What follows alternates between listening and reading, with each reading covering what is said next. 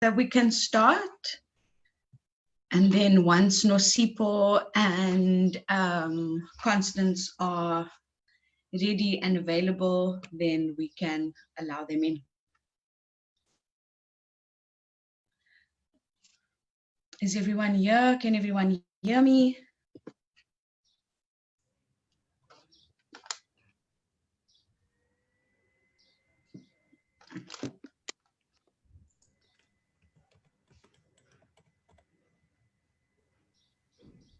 Yep. Is everyone able to hear me? Yes, we are. Okay, Yes, awesome. Awesome. So good morning and welcome everyone. My name is Xena Scullard. I am the festival director for QFF. And today I'm in conversation with Kellen Buerta, Sharon Cox, Constance, Nosipho, and Pana. And we will be talking about social justice and organizations, particularly during lockdown. I must apologize, I am not supposed to be moderating the session, but our moderator, Nosipho Vidima, is experiencing some transport difficulty, and Constance was running late. So we're just gonna continue as we are. Please do be gentle with us in terms of technical difficulties. We know that technology isn't very kind, and data and Wi-Fi isn't always our friend in these situations, but we'll proceed as we are. If I may just ask that our panelists introduce themselves, and then we can get the show on the road.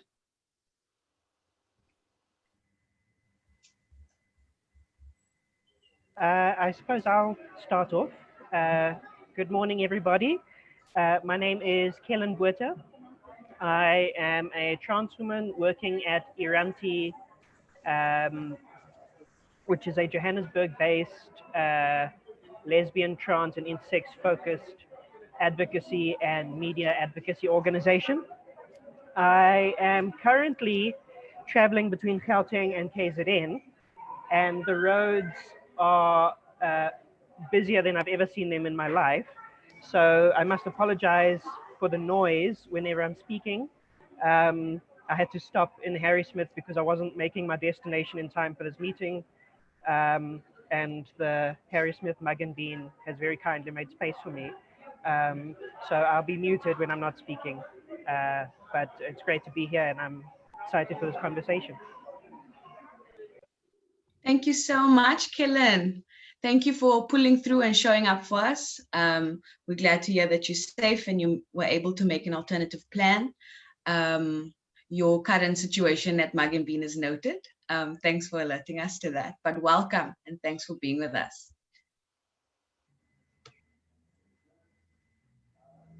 Who's up next, or do I pick on someone? Sharon Cox, Pana? Pana can go first. Oh, I can go first, it's fine. Hi, everybody. It's Pana here, goes by the name of Makwati, originally from the Northern Cape, Kimberley. Yeah, and I'm here just to share our experiences in terms of doing this work during this difficult time. Yeah, and I think I also need to mention that I will be leaving the conversation earlier than expected, which is 11:30. I'll request to be excused. Yeah, thank you. Thank you, Pana. Your exit is noted. Thanks for alerting us to that. I think what's a common theme this morning clearly is that we have plans and the universe intervenes and says, you know, that our plans can only take us so far, and then the realities of technical difficulties, transport difficulties hit us. So yeah, thank you for noting that, and thank you for sharing space with us and still pulling through.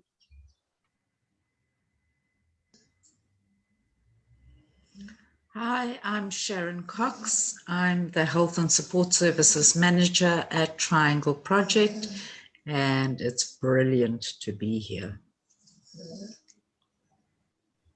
Thank you for joining us, Sharon. You look amazing. So nice to have you with us. Thank you. Am I missing anyone else? Is Constance or Nosipho already signed in, Leila? Constance and Nosipho are not here. Once they're here, that's fine. We will just push through. Okay, so like I said, today's topic, or this morning's topic of conversation, is spotlighting organizations and social justice during lockdown. Now we know that as individuals and as communities, the lockdown and COVID has really impacted people's livelihoods, people's mental wellness, among many other realities. But equally, lockdown and COVID has also impacted organizations and the work that activists and organizations are doing during this moment. I think COVID has also shone a very bright light on the existing inequalities and social injustices that we experience within our context. And so as Q-F, we thought it was really important to be able to spotlight organizations that are doing amazing work during this period, before this period, and will continue doing amazing work. But just like 2020 allows us a moment to pause and reflect, I think that it's important that we also do take a moment to pause and reflect on the ways that organizations and activists and community leaders and community organizers have had to re-strategize, have had to be agile in the face of a hard lockdown, particularly in South Africa. And so that's really what our conversation will be about this morning. We will leave space at the end or closer to the end for any questions from online participants. So please feel free to engage us at the end. But for now, let's get started. So my first question, or the first point of reflection that I would like to offer into the space or pose to the space is, what has lockdown been like for your organization and the work that your organization does? And maybe if I can pose this first question to Pana.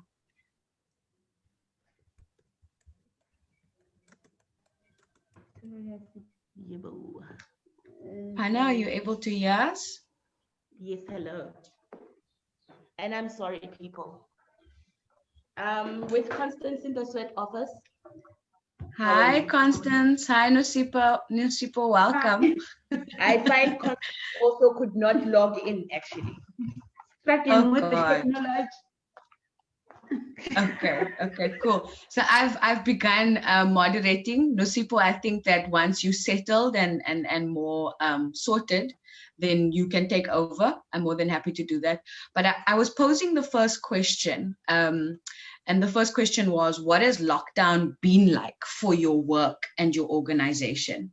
And I specifically posed the question to Pana, but I'm not sure if they are able to hear me.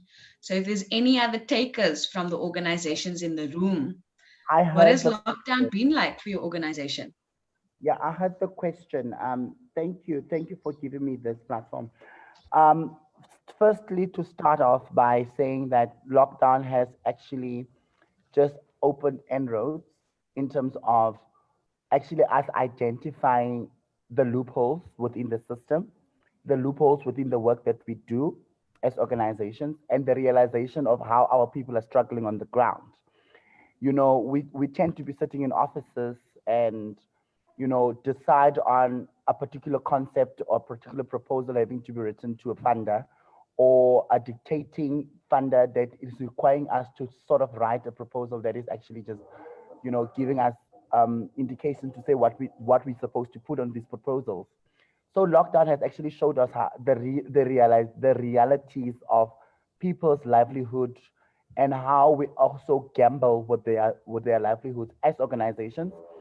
And also it actually also exposed, you know, our government in terms of, you know, giving adequate services to the LGBTI community in the country, Me coming from a very rural province, so they say it's a rural province. Well, we managed to tap down into sort of, identifying challenges that people are facing within deep rural areas, which we actually thought that we are servicing. But having to sort of run a survey, which took us 2 months to actually finalize and conclude, to actually identify what people's needs are. And those needs resulted to simple things like hygiene, simple things like mental health care, simple things like accessing transportation to go look for an employment in the city, access to education, in actually just applying for, acceptance at a university, at a college, things like that. Those are the findings that we actually picked up to say we will be advocating for gender affirming healthcare, for example, in the city. Meanwhile, a trans individual is sitting just to get acceptance and to actually understand what being trans or intersex means, or what this means. Those are the things that we've picked up and actually learned to say that we really need to go back in terms of, organizing as the LGBTI community. We speak these wonderful words at global levels, at national platforms, where we speak on behalf of, rural communities, and the lived experience are very different. How we translate the information to them is also different, of what work we do, even with our very own government, having to do references from studies that have been done, things that have been done, and they are clueless. So how do we go back to a drawing board to ensure that we sort of also, keep track and keep people accountable on the realization on the ground? And I'm speaking on the basis of, us as a community-based organization, following the footsteps of, regional and national organizations that are doing wonderful work. How do we sort of support, those content that has been put out at a national platform, or regional or global, at community-based? That is just the experience that we've lived. And actually, lockdown has also shown how fucked up we are as a community. Sorry for the F word, though. No need for sorries, no need for sorries. Thank you so much, Pana. I think you've touched on quite a few important points there, within this conversation, particularly around responses and understanding, and strategies employed or not employed by donors, and especially within the funding landscape, the ways in which funding previously was already an issue for community organizations or the civil society sector as a whole.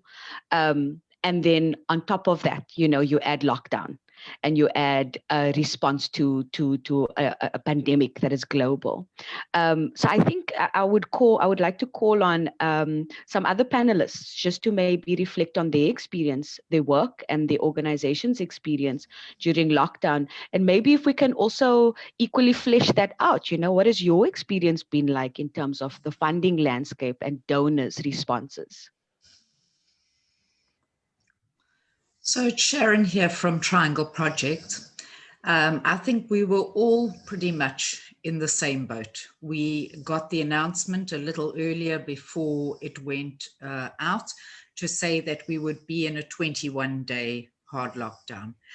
Triangle, as an organization, I'm sure with many others, made sure to the best of our ability at that time, got permits in place from the Department of Social Development and the Department of Health, because what we didn't want to see for 21 days was that our services were interrupted. And so we went into the hard lockdown with plans in place, but we could never have estimated the extent to which people's lives would become affected. Of course, we all know it went way beyond 21 days. And it was foolish to think that this was going to last for 21 days. Triangle have always seen health and services comprehensively and holistically. So we have always provided a clinical service where we do testing and screening and barrier methods, general medical checks. We've always done nutrition and toiletries. And so none of that was impacted. It continued. The challenge that we had was not been fully prepared, and nobody could have been, for the demand on services. So where, for example, the organization was funded to provide nutrition and toiletries for 100 people a month, that became 700 people. Where the organization works in urban, peri-urban and rural areas and deep rural areas, everybody needed access to the same services. And I want to say that in some cases, this became even more real for rural spaces. There was one area that we've worked in for many years where there was one soup kitchen and they served a meal every day, and LGBTI people were sent to the back of the queue. So it was to arrange and organize that those services, those groupings had the same access that you would have if you lived in the urban or the rural area. So that continued, and we had permits to be able to do that, so the care did not stop. We had to make sure that the most vulnerable of our communities, the most in need in terms of their physical health particularly, were seen to. On the psychosocial side, we've always provided face-to-face counseling groups, workshops, a health plan. This too needed to be extended during this period. We couldn't have foreseen the strain that a lockdown would put on people in terms of their emotional health. So we had to employ, which was one of the, COVID has, it doesn't have much going for it, but it does have some upsides. So we had to then find therapists who could do this work remotely, online. It's all been online. And that's been a great thing. I see Richie Klutters online. He's from rural Northern Cape. And, he is one of the people that we brought on board when it became clear that there were areas that we've always known have been under-resourced. We noticed, like everybody else, that funders needed to be spoken to about shifting budgets and shifting line items. Triangle really has been lucky in that we kind of know what work we do and we write for that funding. And funders were very good about letting us change line items. In the beginning, for example, we couldn't travel, we couldn't do things like that. And so we realized we needed more for kind of transportation, for our services and for things like nutrition, which we were able to move around. It, like Pana was saying, it highlighted where the fuck-ups were and where the gaps were. And in our case, in particular, well, there were a few, but one of the ones that we really saw were elderly LGBTI people. What happens to elderly LGBTI people, particularly those that don't have children and that either have no family or family are distanced from them? And so that became a very tragic story all on its own. And then where you placed really ill people, because at the beginning of COVID, if you went to a hospital for something else that was a comorbidity and you weren't necessarily presenting with the COVID symptoms, hospitals weren't paying much attention to that. The attention was focused on COVID. And so during this period, we've had 10 deaths of people that use our services. And some of these, I won't say they could have been prevented. I don't think they could have, but it was certainly highlighted in what was being done initially during COVID. We saw an increase, particularly in the hard lockdown, in gender-based violence and had to use the GBV National Helpline to move people out of where they were being violated. We also saw transphobia in homes where people were locked down with transphobic families. And whereas a person before could remove themselves from that situation, now were not able to do so. So we saw levels of suicide, ideation. We had one completed suicide, substance use escalating, and at least 2 people in that period having to be hospitalized. So we saw a damn lot of ugly. And it was I think, a nightmare for all of us working in the sector. The hours have been long, the work has been hard, and our nurse put it well the other day when she said, it's not a case of being tired. If you're tired, you can go to sleep and rest. It's a case of being fatigued. And that is so true. So for us at Triangle, it's the last thing I'll say for now. For us at Triangle, what has been really important, what I'm really proud of, is that the emotional well-being and the physical well-being of our service users and the people who access what we offer has been as important as looking after our staff who have all worked tirelessly during this period. Thank you. Thank you, Sharon. That was, yeah, there was quite a kind of broad, comprehensive overview, directly tying into exactly how not only has lockdown and the pandemic impacted the work of the organization, but also of the organization's constituents. You know, so thank you for sharing that. Nosipho and Constance, are you guys ready? Constance is ready. Hi, everyone. Hello, Connie. Hello, Sharon. Sorry for joining you late. Hey, technology. Nosipho find me struggling in the boardroom with the technology. Anyway, I'll get there soon. Okay. First of all, I would like to introduce You are not alone. Welcome to the club. Thank you, Xena. Okay, I would like to introduce myself. My name is Constance Mathe.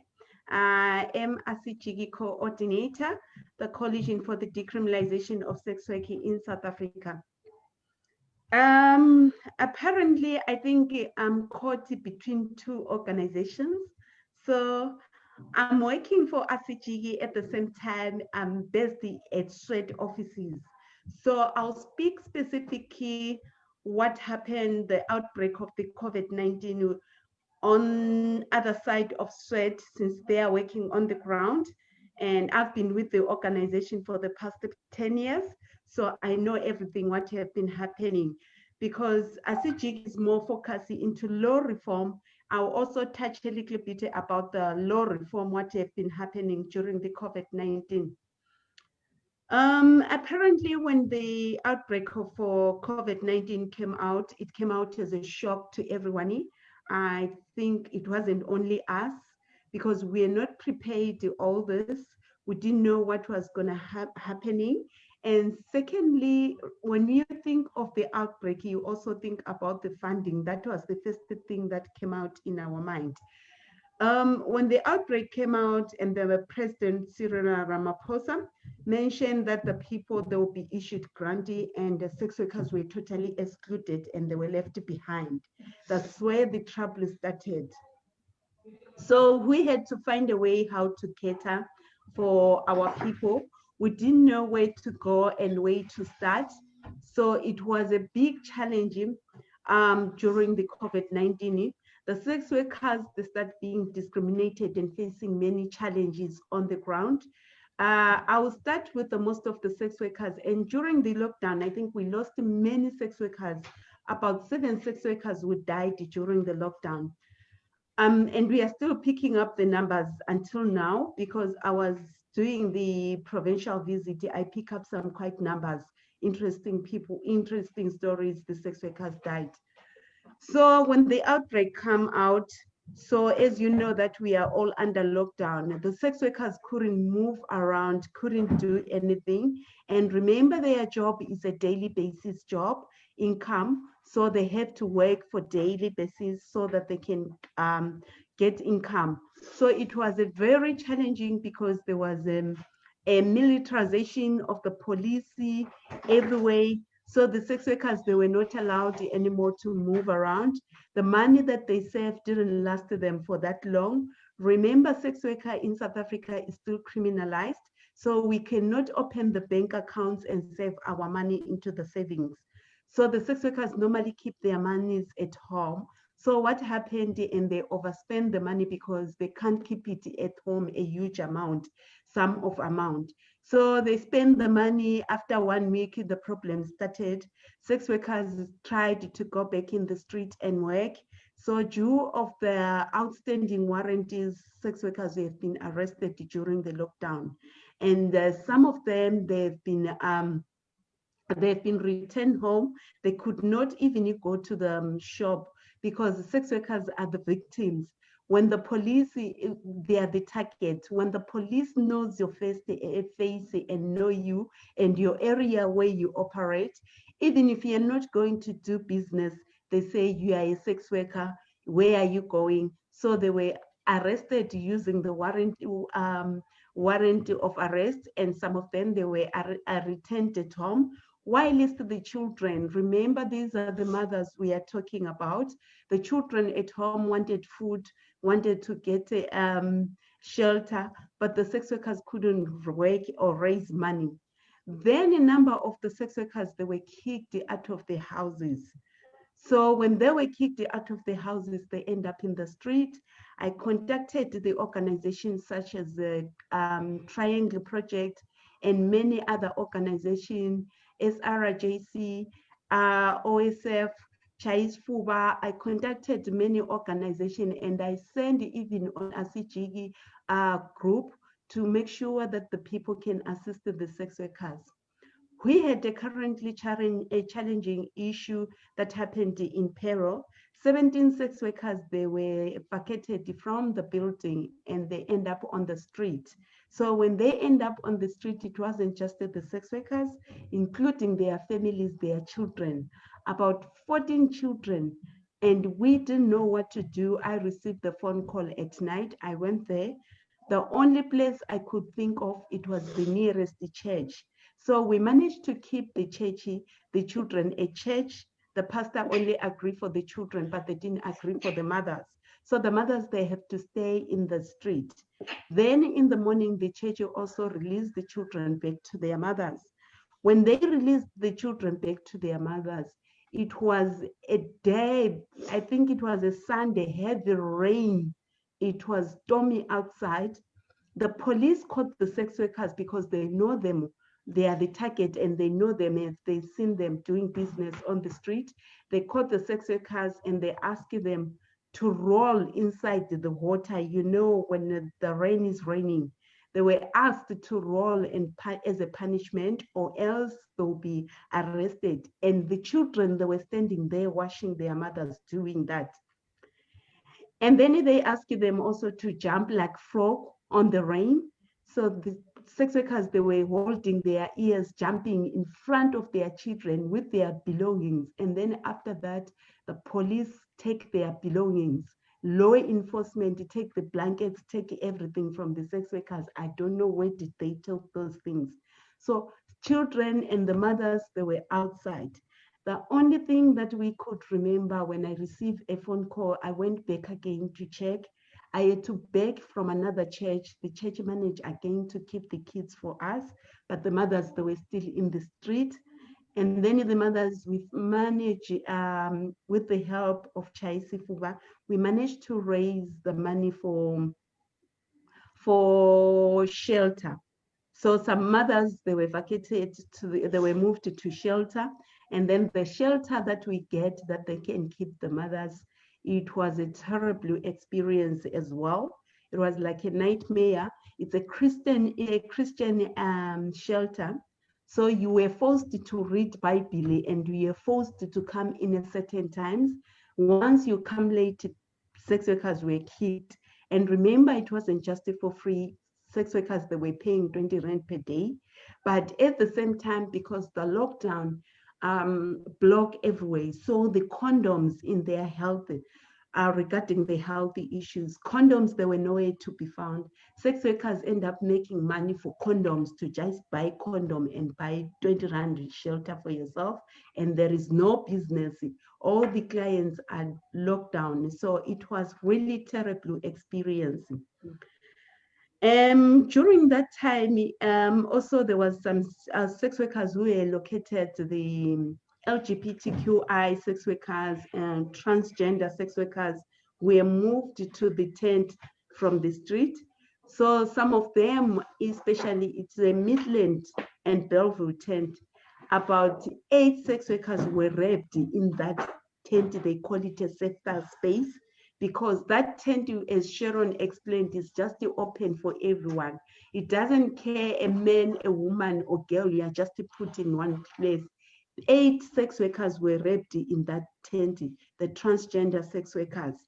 So, and then the food issue there, it was a hard thing, and they were treated like prisoners.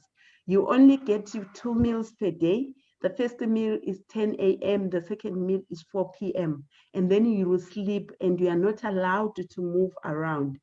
In terms of health, they didn't even care who they are putting. Even if you have medication, they didn't even care whether you do have your medication or the next person with you have got a certain sickness. There was no checkup. Even they say they were protecting COVID-19. There was no checkup or follow-up of COVID-19. They were just put there. And then the serious cases that we had 2 serious cases. One is about Mia. Mia, she was one of the ladies who evacuated from an apartment, and then she stayed in the street and she gets sick. She found herself with the pneumonia. She went in hospital, and then they called us. We visited her and she came out and they gave her medication. And then the police, law enforcement, confiscated her medication, and they take her belongings. And then Mia, it was a heavy rain that time, maybe you remember June and July. So Mia gets seriously sick again, went back to hospital. She came back again, and then she requested us to assist her with the blankets and stuff. So I took my personal belongings from home, I gave to Mia, and then the VCRD, the security, took all her belongings again. Mia now gets seriously sick and went back to hospital, and Mia died. When Mia died, we found a big challenge because no one knows Mia. The only thing that we know, it was Mia Mtetwa, and Mia was coming from KZN. As we know that sex work is still criminalized, so we are not quite sure whether, because when it's criminalized, most of the sex workers, they hide their identity, they are afraid.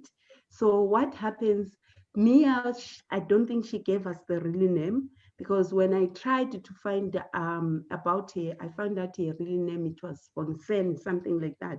We Googled Sponsen, we looked for family for Mia so that we can give her a defeated burial, but we couldn't survive. Until today, Mia was just buried with the government hospital. We know nothing about what happened to Mia. And then there is also a case of Robin. Robin died right under nose of the protection of the police. Robin was forced and taken to Mowbray police station. There is a video when Robin was refusing to go to that tent, the safer house they were calling. So Robin went to the police and get arrested because he was refusing to leave the street. The one thing that I always tell people is that they need to understand when someone is a street-based person, you need to understand that is the home. That is his home he grew up, and that's her home she grew up. So you can't separate with the love that lifestyle she's living, and also your neighbors, your family, the other homeless people, they become a family. So when we are telling the person to relocate from the street, it's like you're taking your life away from her. Yeah. I can say you're taking everything that is keeping her alive in that street. So you can't forget someone from the street and say you are giving her better accommodation. So which accommodation are we talking about? The same shelter where it killed people, the same shelter where people get infected. I don't know which shelter the government is talking about. So when they forced Robin end up dying. The next morning we receive a call, Robin is dead in the cell of the police station. How come someone died right under the protection of the police in the police cells? And there was restrictions that everyone who is in the cell is supposed to be removed. But why Robin was sent inside that police cell? So I went there. We have been making noise regarding the case. I went there personally to check because they said he committed suicide. So I went there to check if I can see where Robin hang herself. I didn't find a place where Robin hang herself. And we are not talking about the person we don't know. Robin, we know her for years and years. Robin, she's not a kind of a person who can take her own life. Robin has been in the police cells because she's a sex worker. She has been in the police cells a million times. What makes it different, Robin, to hang herself in the police cells? So that's the thing, we needed answers, but the case is still going on. We haven't get the proper answers. So this is how the lockdown have shaped the life of the sex workers. And then the other thing on the labor side, so the government, as you know, sex work is criminalized. So the occupation is not registered under the laws. So we couldn't benefit from the UIF money and we couldn't benefit from the tax. So the sex workers, they face a big challenge. And Sweat as an organization, they didn't have a specific money allocated for this lockdown. So they have to try and convince the funders first before assisting. That's why we end up running around. I think Sharon trying the project played a big role on sex workers. They really helped us. They saved us a lot. And I would like to appreciate that. So yeah, that was what was going on the ground. Phew. Thank you so much for sharing that, Constance. That's so fucked up. The stories that you've shared, the realities of the work and the realities of the people that we work with, and the response or the non-response is absolutely fucked up. What I would like to ask on that, because it makes me think of clearly the state and clearly the powers that be had not thought this through, right? So there was we knew that the pandemic had broken out, and it broke out in Asia, right? In around September, October, because I was in Asia at the time, right? And it hadn't reached the rest of the world when it broke out in China. And so there was an inkling and there was warning around this thing is going to spread, and this thing is compared to the likes of SARS, for example. And the fact that there was a clear, gross lack of planning from the state that we were able to see in these very tangible, very real-time practical ways. So, for example, housing, food security, inclusion and exclusion of certain people within our society. So tying again on, for example, what Sharon was noting around queer older persons, sex workers that were not included in these kinds of pandemic planning from the state and others, becomes very clear in the stories and the experiences that you're sharing within the work you're doing within your organization. So for me, I just wanted to maybe pose the question around, we've noted the response from funders. We've noted the gross neglect and or oversights and lack of response from the state. What then, and also the violence, let me not forget the violence, the absolute violence experienced from the state, right? You've mentioned and I think you're not the only one. I think Sharon and Pana mentioned this reliance on solidarity within the sector. And so you find yourself, reaching out to partners. You find yourself reaching out to other organizations that are also working within that space. So I just want us to just maybe reflect on that, what kind of new strategies, if at all, or what kind of new partnerships or new ways of soliciting partnership or solidarity, what did that look like in the lack of response from the state and or funders, or your own capacity in organizations?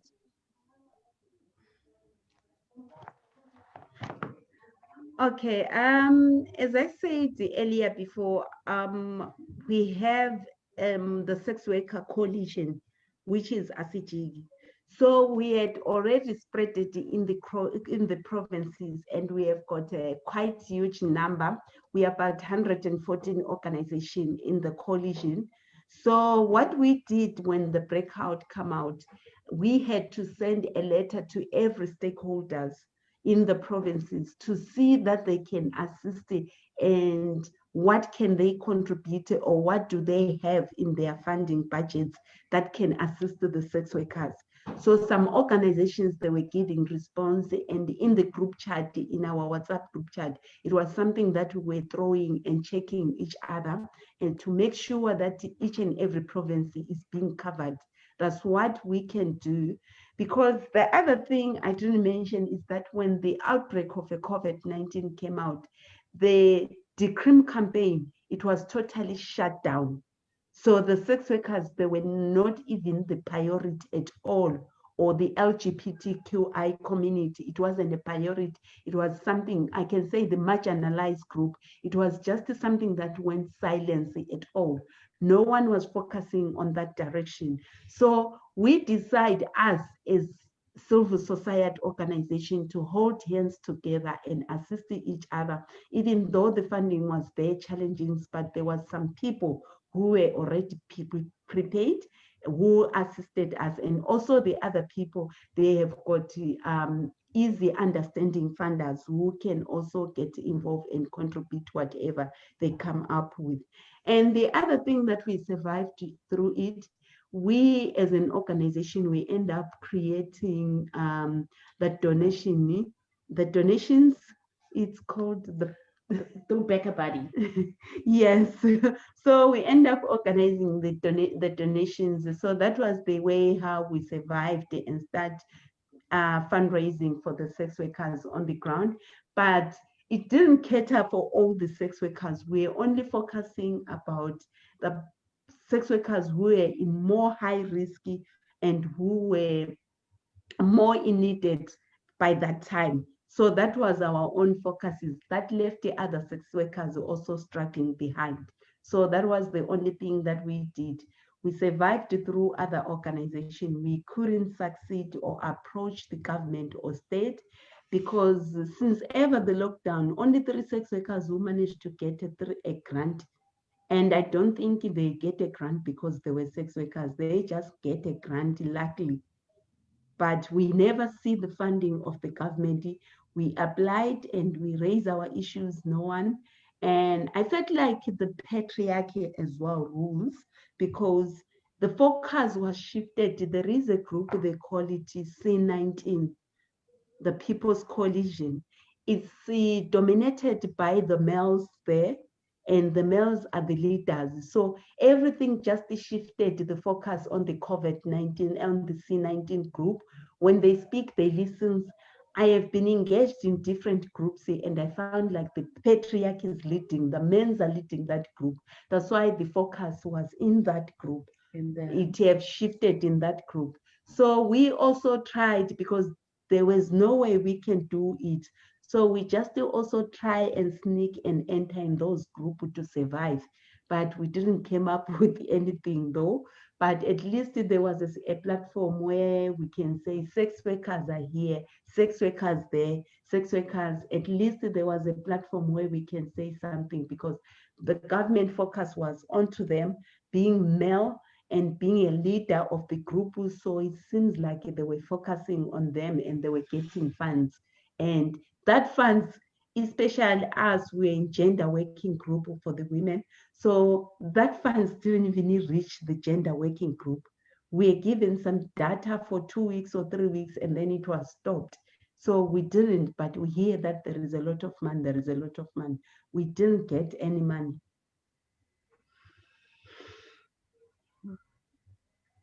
Thank you, Constance. Killen, are you still with us?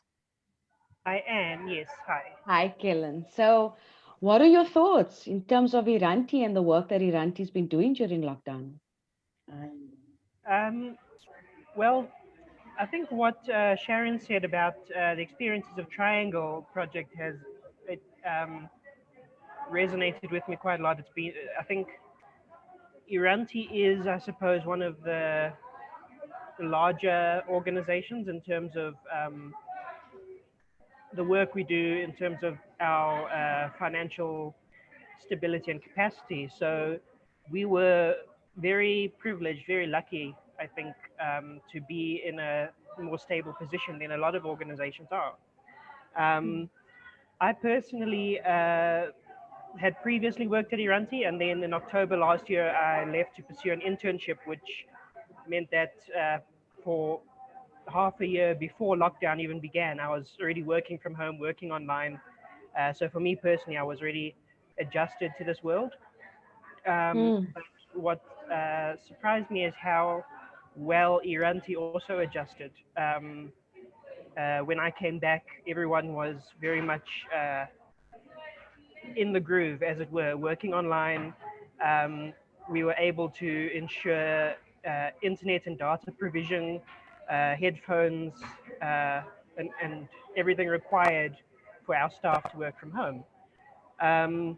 And also, we did end up going fully virtual, fully remote, in that we have ended our lease, I think, in September because we were paying rent and we didn't know when this lockdown was going to end. And from next year, we'll be looking for physical office space again, depending on what the future holds regarding this pandemic. So we've been very adaptable. We have been able to assist alongside GALA, alongside GDX. I think a lot of the larger organizations have also been offering some level of financial assistance to communities who are hard hit by COVID.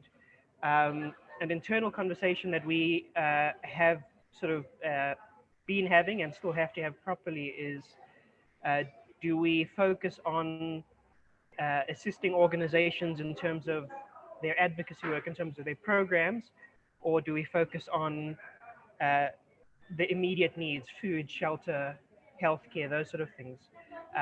Because without supporting the individual, the advocacy cannot happen. But if we're only focusing on survival, the advocacy doesn't happen anyway. So from Iranti's perspective, we've been fine, we've been flexible, and the work has continued, I think, very well, very efficiently. But we also, a couple months back, published alongside Gender Dynamics and alongside Frontline AIDS and other members of the Southern African Trans Forum, which is a coalition of trans-led organizations across the region. We published an impact survey on how COVID-19 has negatively impacted SATF, Southern Africa Trans Forum member organizations. And so I will say that everything that's already been said is, you know, it's not only an issue here in South Africa, but it is a regional issue. There have been organizations that have been unable to pay staff because of a lack of funding from funders. Some funders have been very flexible in terms of amending their expectations and requirements under the lockdown, but some funders have not provided funding during this time. Some activists across the region have had to work from home, but the vast majority of them have no access to a desk or chair, or have no privacy in their home because they live with relatives or roommates, and often they're not out as queer themselves, which poses an additional risk. So I think across the board, advocacy work, healthcare work, awareness raising, all of that has been very negatively impacted by this pandemic. I would say organizations such as Iranti, organizations such as Triangle Project are perhaps the exception and not the rule. So I don't know if there's anyone here in the group currently from an organization that really has, I suppose, been shut down, as it were, by the lockdown. I'd be very interested personally to hear how others have coped when they've been in a much more precarious situation than I have. Thank you, Killen. Just before we take that on, because I did see there is someone in our conversation today that is with us, Heidi Schutter, that put a comment in the chat about their work outside of funding, without funding. But before I maybe allow Heidi to come in, just to kind of join the conversation here. I know that Iranti, for example, has established a national LGBTQI leadership collection platform. Can you maybe just talk a bit about that, or tell us a bit about that? Sorry, I was muted. So the platform, I suppose it's very much within its infancy, and I haven't personally been too closely. My work hasn't really been very much. I'm sorry, English has failed me. I haven't worked terribly much on that personally within Iranti, but what I can say is that we have a coalition of trans activists and organizations. There's 11 of them in South Africa, which are currently working with Home Affairs or advocating to Home Affairs to amend gender marker changes or to expedite those changes, because under lockdown, the gender marker and name change of trans and gender diverse individuals were deemed essentially as non-essential by Home Affairs. So now, at the current level of lockdown, that is no longer an issue, but there's a huge backlog. And so we're trying to not only speed up the process for those who've been waiting, but to get some standard operating procedures implemented to ensure a standard quality of service across the board. So we have, in that regard, a coalition of LGBTI organizations, trans-focused organizations working there. And there is also a separate project that I was working on, in which we came together as a group of LGBTI organizations to gather data on the broader impact in South Africa of COVID-19 on a number of organizations. This is outside of the Southern Africa Trans Forum. And essentially try and network to see what resources do organizations most require, what resources can they offer, and map it out so that we can see who is where, what they can offer, what they need, so that as a community of activists, we can come together and effectively continue our work regardless of the impact of the pandemic. From my end, I was mostly working on data gathering there and putting it together, collating that data. But I don't know what the next steps are in regard to that project and how we go forward from here. I suppose there is always a conversation around, we're now at the tail end of 2020. There's a lot of talk about a vaccine. People are starting to return to work. And so there's a lot of talk about, are these interventions still necessary? On the one hand, yes, they are. This pandemic is not going away anytime soon. And then on the other hand, how do we deal with the issue effectively without reacting to something, the pandemic, as we understood it and as we knew it back in March and April.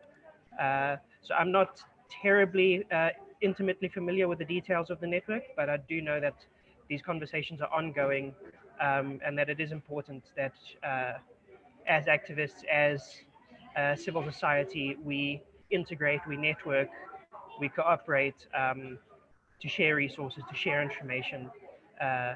Otherwise, I think it makes life a lot harder for all of us working in a bubble during a situation such as this global pandemic.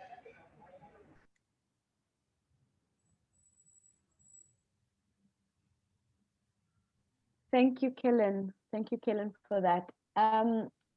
So there was mention made, particularly from Constance, around religious leaders, or not religious leaders, but religious organizations and bodies, and their response to, for example, sex workers.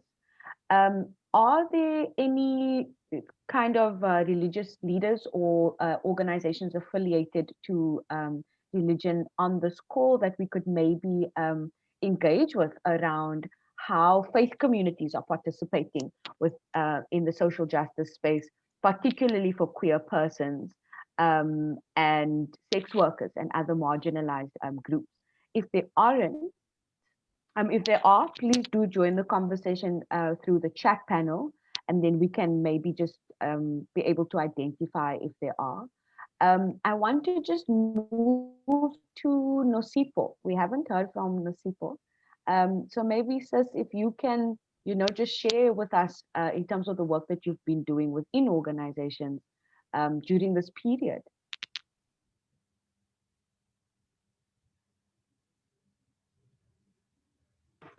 Hi, Xena. So I haven't joined in because mainly Constance has touched a lot on the work that happened on the ground when it comes to sweat and the sex worker kind of sector. And that's why I haven't come into the conversation with this particular question. But maybe I would like to raise the issue around the webinars that happened. So in the webinars that happened, we found ourselves having to fight a lot of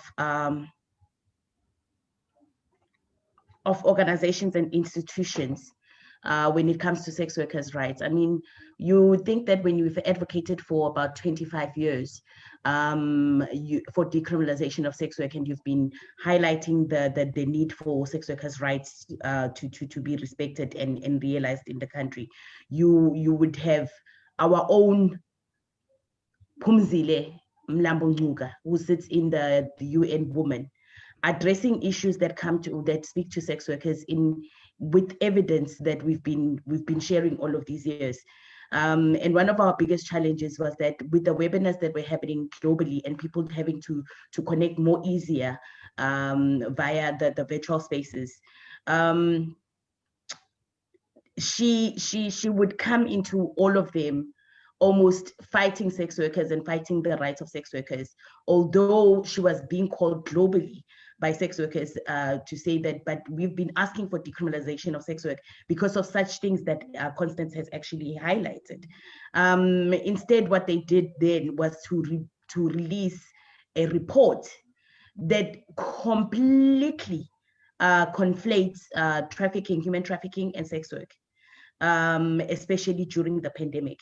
We have not seen this human trafficking that they're talking about escalating, especially human trafficking for the purposes of exploiting for sexual for the sex industry. And it was also a time for the shadow for a shadow reports on some of the UN structures. And this is the report that is being pushed globally when it comes to sex workers. It's almost removing the need for sex work to be decriminalized in South Africa or in other countries as well. So I think that's the biggest issue that we found ourselves, that whilst dealing with this pandemic and dealing with the issues that people have on the ground, we also had women that sit in high positions go into all spaces where people were gathering and just really just tramping down on sex workers' rights and tramping down on the need for decriminalization. Really not hearing that sex workers are saying they want to be registered and seen as workers, but rather forcing the idea that all sex workers are trafficked. And this is what we have come out with at the end of the pandemic, as to say, where the total conflation just points to sex workers are all trafficked, and that's what we have to deal with now.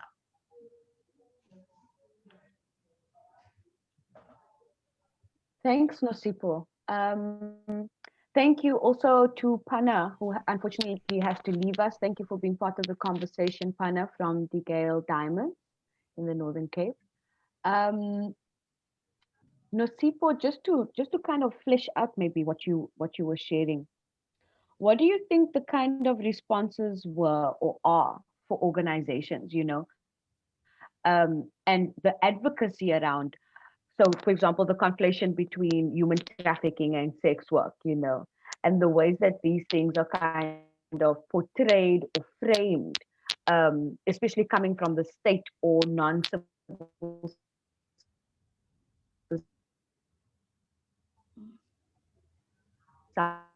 society or social justice organizations within the sector.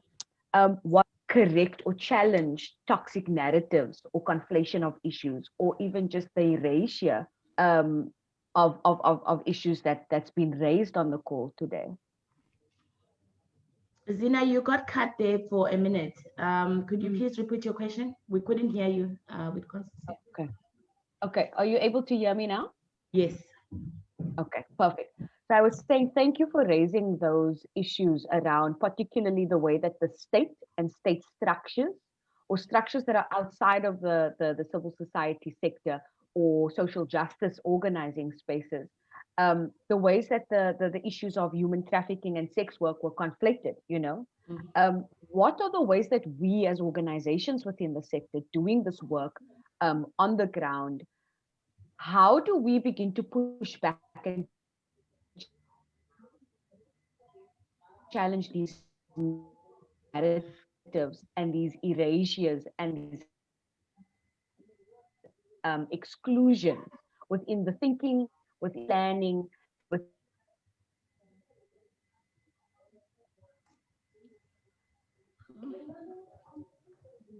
Cut off again. Hi, Xena. Were you able to hear me? You cut. You got cut, Xena, but I don't know if everybody is hearing us. I think if you can hear us, please, can somebody say yes, they can hear us? I can hear you. Okay. Yes. So with allyship and what it would look like for organizations or other people to actually help us rebut these narratives that are coming out of where sex work is conflated with human trafficking. It's just really when you get in a room and people start talking about the two topics, or start talking about human trafficking, if they actually bring in sex work as part of trafficking, or an industry that is just full of people that are trafficked, I think one should actually just highlight the fact that we've got laws that deal specifically with trafficking of persons, right? And the issue that we really have is the fact that these laws, although they look good on paper, the implementation into the Trafficking Act is the biggest letdown. And that the two issues are not the same.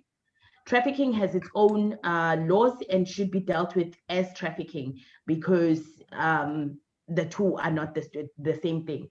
Sex work has its own laws as well, and it's a totally different issue. So whenever people start talking about that, whenever it's institutions that are outside of the social justice movement, you should just raise the two, that if you are sitting in conversations, that the two should never be mixed, and the two have separate legislations and separate laws and structures that are supposed to actually speak to them. Constance is adding. Okay, and then the other thing that we found out after the COVID-19. Thank you for that, Nosipho.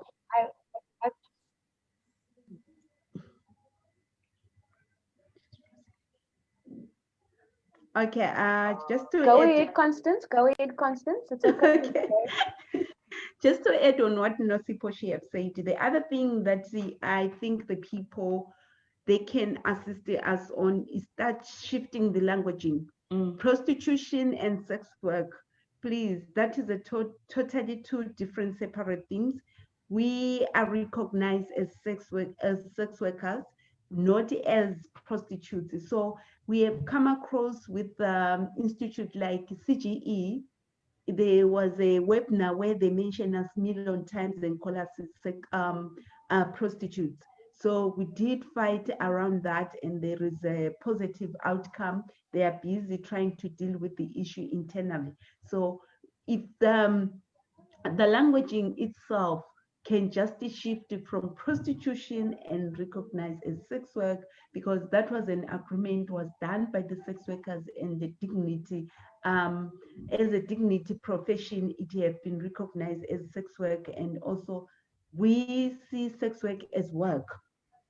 So it's totally different from prostitution. So this is what the languaging needs to be shifted and changed, because it seems it's coming out so forcefully out there, and people are using it and bringing it out. So which will shift everything from decriminalization of sex work and it push it back into partial decriminalization, which is the Swedish model. So please, that need to be highlighted, and people, when they come across in the spaces wherever they are, they need to clarify that sex work is work. So we saw sex work as work. Prostitution is totally different. It's taking away the women's bodies in us by saying prostitutes. But also, Xena, just to add on to that, so I don't know if everybody has realized, or I'm gonna say that the Women's Charter review is coming up, and the government has asked organizations, individuals to submit their own commentary on the Women's Charter. The Women's Charter has various articles where it leaves out gender non-conforming people, where it leaves out trans women, where it clearly writes prostitute and prostituted women. If organizations and other people are writing their commentaries, if they could just highlight that these are problematic to have in the Women's Charter review, because again, we're going to end up with a narrative of the trafficked sex worker, a sex worker that doesn't have agency, a sex worker that shouldn't be seen as a worker. So if people could just, like, in their commentaries, go to that, and if you need help, reach out to us so that we can direct you on how these things should be addressed within the Women's Charter. Thank you so much, Nosipho and Constance. There was a chat, or a comment.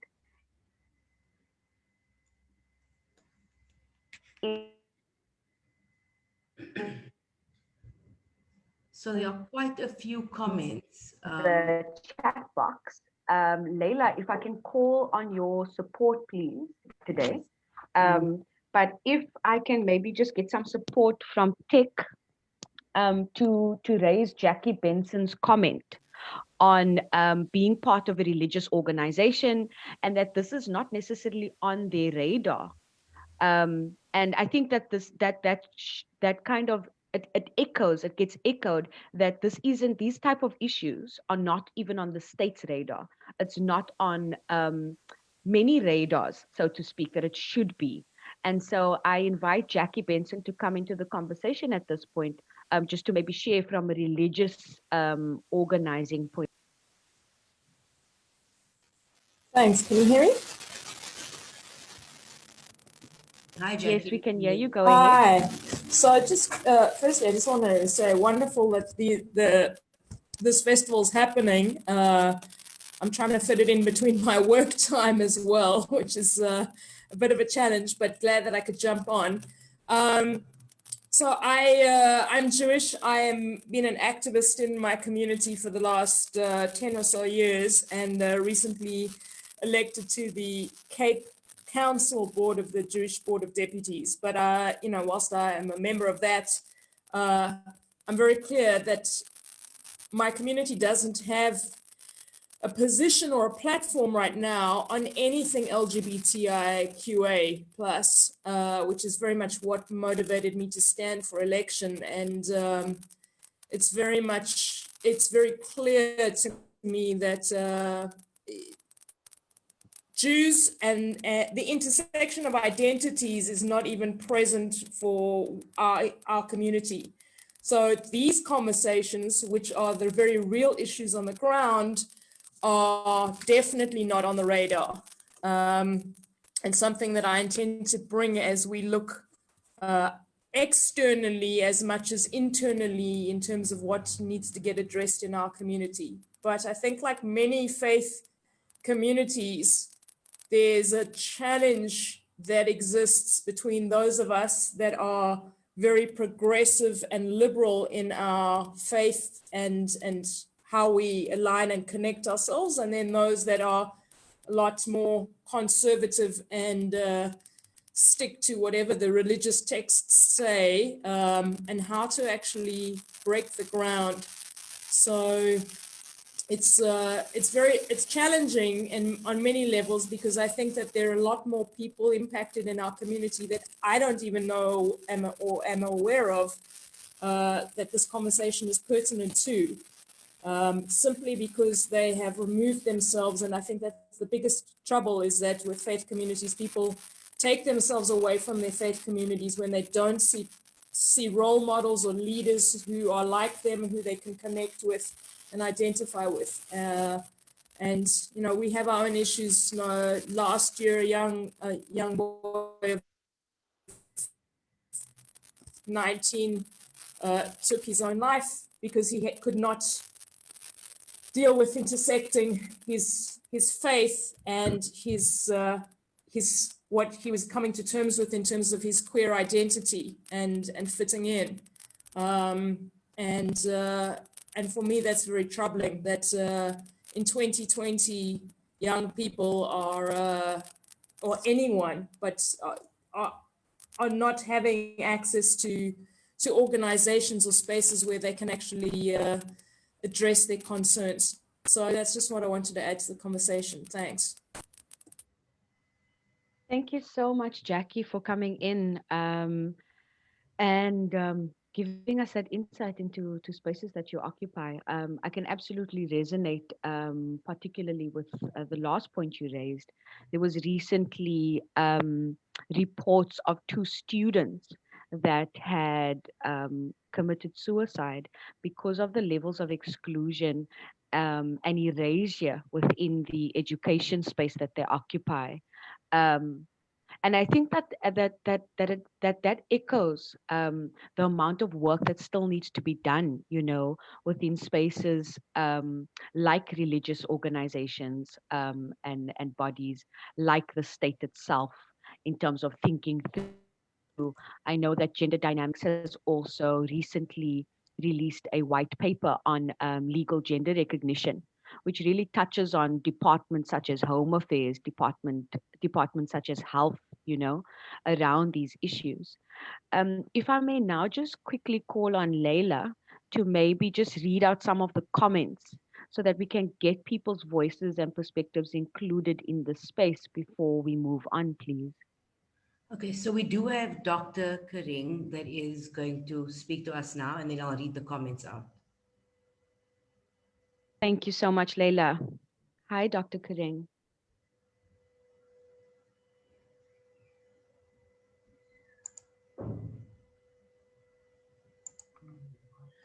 Okay, hi everybody, and hope you are okay.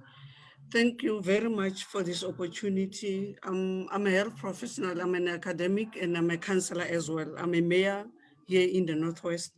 So as a health professional, you know, I thought I need to engage more with our people. I'm in a township. In a township, we have these people. They are not at a province, they are not at national level. Hence, all the time when I get an opportunity, I take the center stage. I was commenting because on the 5th of October, there was a dialogue with sex workers and the Department of Health, United Nations, WHO, and other stakeholders, of course, where Sweat was there as well. It was raised as to, it's taking so much time to come up with legislation that is decriminalizing sex work. And all the ministers were there, deputy ministers were there of all the social, what do you call it, criminal justice cluster. There was one report in there to say, yes, it is taking time to come up with the legislation because one, the commission that was doing this work of decriminalizing the law has taken time because they were just throwing into the box everything that everyone was saying about sex work. I'm happy the two ladies have just explained that there is a distinction between sex work and prostitution. It's very, very clear. It's distinct because as a sex worker, you need to be covered by the labor law as it covers any other worker. So, and coming to the law itself or the bill itself to be processed is a section 76. Section 76 means that all the stakeholders at provincial level, we have more than, I'm not sure how many municipalities, where each and every person that is in those municipalities must have a say. People need to be contacted and comments being taken. So it's taking time. When I'm talking consultation of section 76, when are they going to state? You could see, you could feel, and I was hating because I've been member of parliament before. We talk. There's no, I'm sorry to say that, maybe I will lose my job by saying that. We don't evaluate, we don't revisit, we don't monitor. Because if you are still talking this card, it's November, almost the end of 2020. We're still saying the bill is yet to be put to the people to comment. When is it going to start? We are stuck here. And I was crying when you're talking about this lady who's been arrested every day. Finally, she died. And can there be any other policies?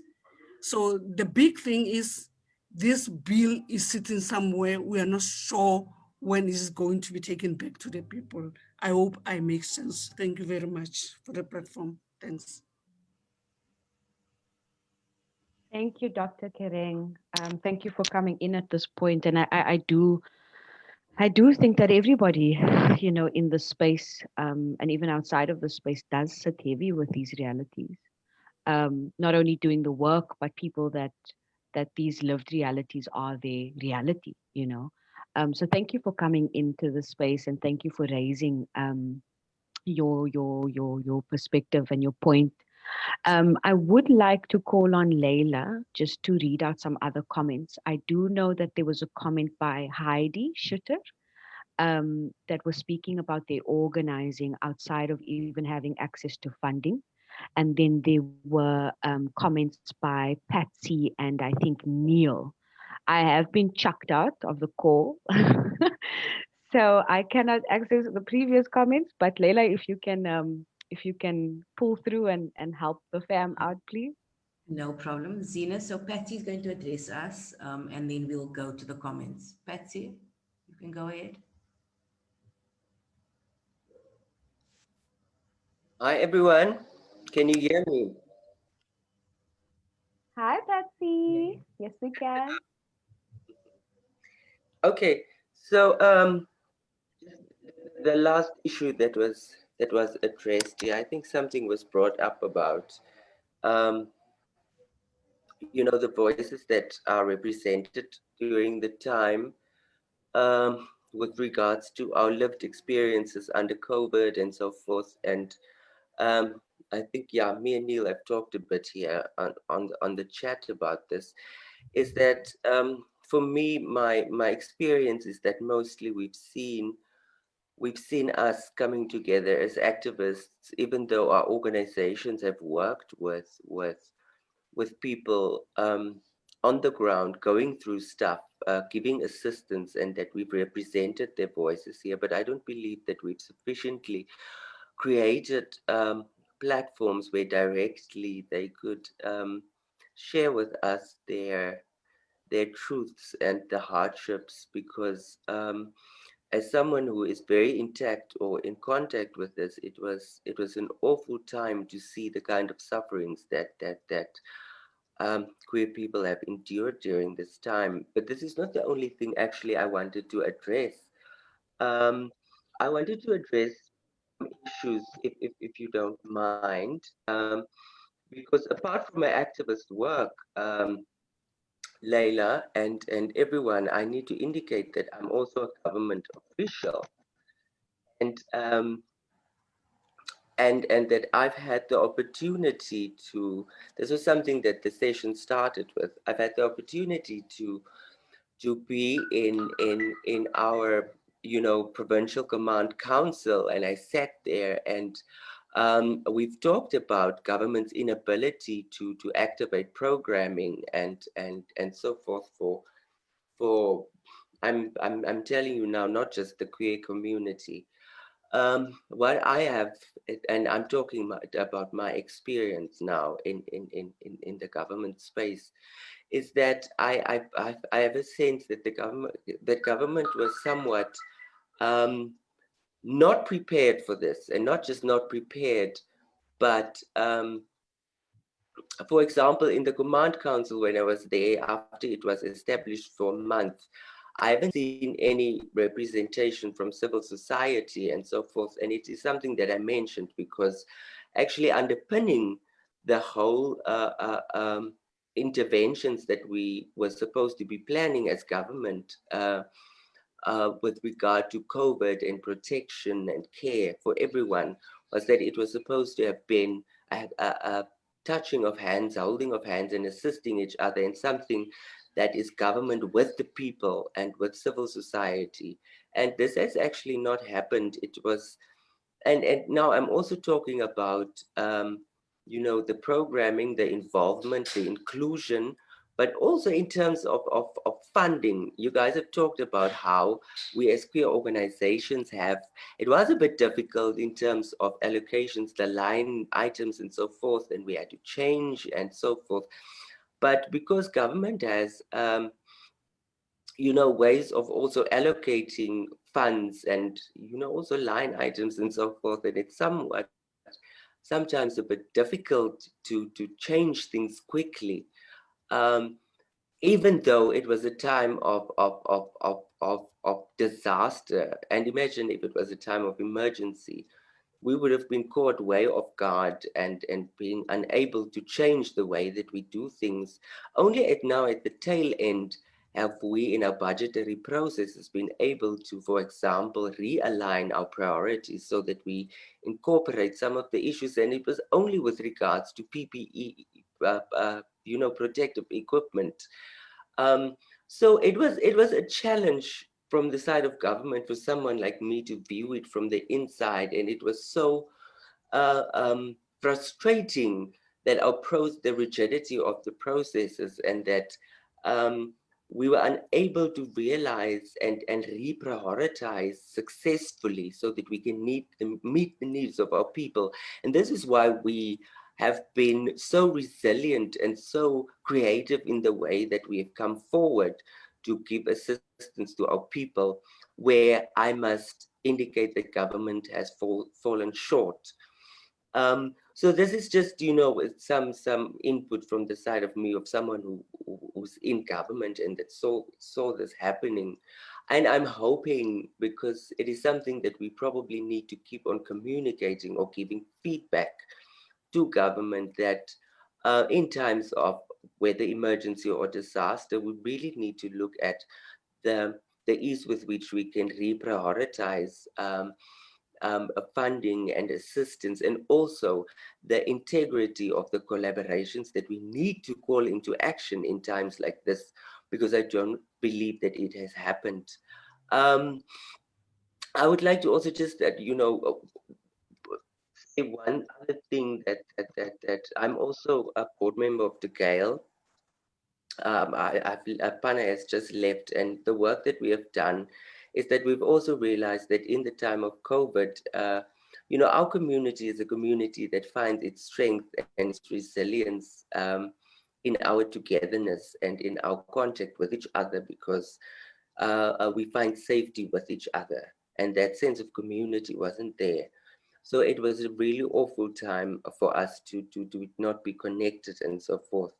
So this is why some of the safe spaces that was created online could have been directed to such a level that it was more inclusive of those who needed it most, rather than just us as activists speaking to each other.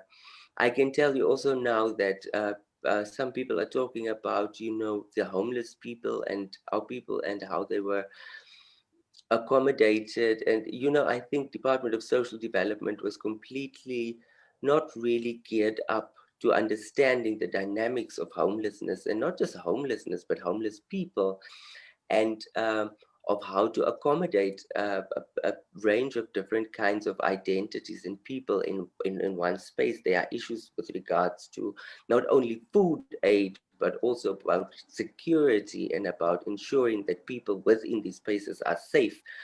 A lot of us have talked about policing, for example, through this time. It was real that the South African Police Service, in collaboration with your South African National Defence Force and other stakeholders, had to monitor and enforce compliance to COVID regulations. But I think we've also seen on the African continent that sometimes this has happened to the detriment of LGBTI people, because they've used this as a way of oppressing and subjugating and even doing some violence against our people. I know that of a few cases here where one trans woman, for example, for speaking out, she was arrested. Another one went to pick up her ARBs, medication at hospital, which was what we call a permissible movement, and she was arrested for it. And things like this has happened. So I think, while we are talking here, I think we need to, as queer organizations, submit these reports and make it into a binding document, a bound document that chronicles our experiences, so that we can submit it, and that people can see what our real experiences have been like across the services, the monitoring of compliance, the safety issues, the access to gender affirming healthcare that was completely deprioritized during this time. So this was just something that I needed to add. Also from a perspective of someone who saw things happening from government side that was completely not really ready to engage with the realities of people and queer people during this time. Our people, we are so grateful, for example, for Gender Dynamics that assisted us with food aid, because the process that was rolled out through, for example, ward councillors and so forth, they did not even recognize or acknowledge the need of LGBTI people in communities that really needed it. And if we didn't have the support from all of you guys, we wouldn't have been able to give support to our people. So this is just a little something from my side in terms of this one. Thank you. Thank you so much, Patsy. Your voice and your perspective is so valued and so valuable in this space. Thank you so much. I also just want to acknowledge the position that you hold. Being a queer person, being active within social justice and queer social justice spaces, but then at the same time also being within spaces that of the state. That's quite a nuanced kind of position that you hold. And I think the call for solidarity that you are raising and the call for collaboration that you are raising is absolutely imperative within the sector, and absolutely imperative should be imperative within our thinking around advocacy and really challenging the state and other stakeholders.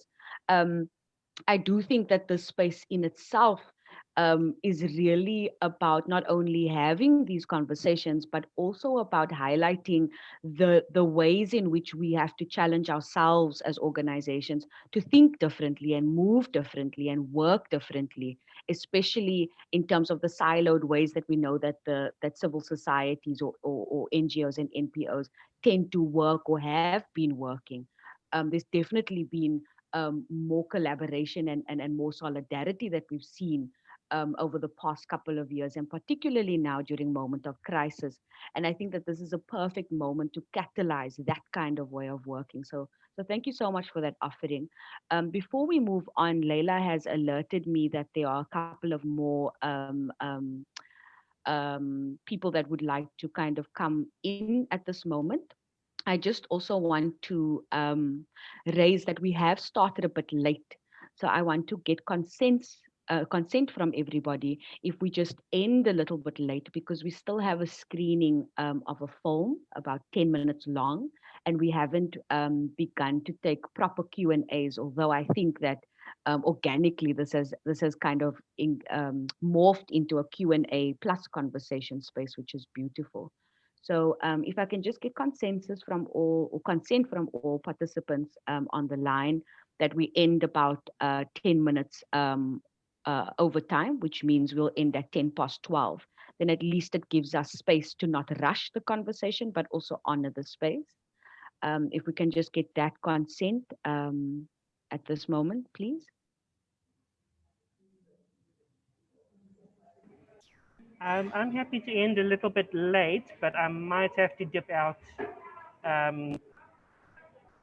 sort of close to 12 o'clock, but I'll stay on a little bit after. Thank you so much, Kellen. Noted. If people can just raise their hands or thumbs up, that would be helpful. Okay. Leila, if anybody else has not consented, please just alert me. I'm working on the assumption that people are okay to end 10 minutes later. There's one thing, Nosipho, I see your hand up. I see Dr. Kireng, thank you so much. There's one thing that I didn't mention or didn't kind of touch on, and that is, who is excluded within this very conversation that we're having now. And I think that was raised earlier. I just wanted to note that there is a conversation after this that follows that really spotlights community organizers themselves and people within those communities themselves. One thing we also have to note is that just by virtue of being online, that is exclusionary in and of itself, even though as a festival, we've tried as far as possible to be able to provide data support and be able to kind of spread the word as far as possible that these spaces are happening. We just have to kind of acknowledge that absolutely there is a level of exclusion, and that we are, as far as possible, trying to not feed into that too much within our capacity. So I know that Roche was supposed to be next, Leila, if I'm right. Yeah, so there's a comment from Roche. If Roche can just unmute, and then after that would be Offense Mohatle, who also has a comment. Thank you. Hi, everybody. I'm going to keep my camera off. So there was a question from Neil regarding the safe spaces that we've been doing online. So I just want to give everybody context. I know there have been a few other organizations that have done online spaces. I've attended a few, namely Queer Well has done regular safe spaces online.